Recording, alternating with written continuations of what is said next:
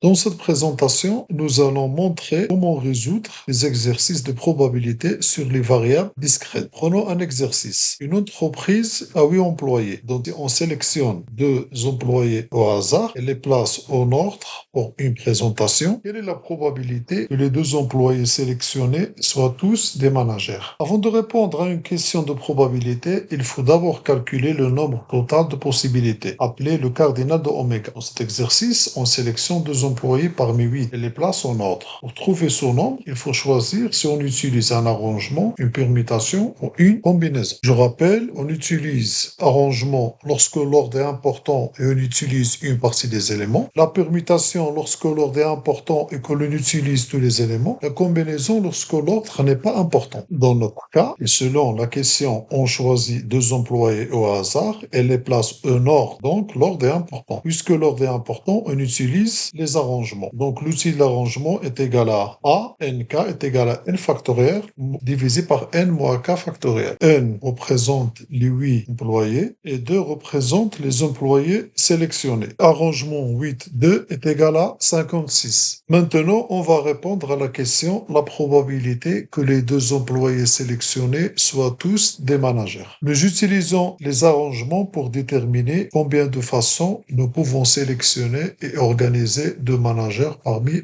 3 disponibles. La probabilité que les 2 employés sélectionnés soient tous des managers est égale à arrangement 3, 2 est égal à 6. On divise 6 qui représente les 2 employés sélectionnés par le nombre total de possibilités qui correspond au cardinal de l'ensemble d'oméga. Dans cet exercice, comme on a calculé au début, il y a 56 façons de choisir 2 employés au hasard. Donc, calcul de probabilité est égal au nombre de façons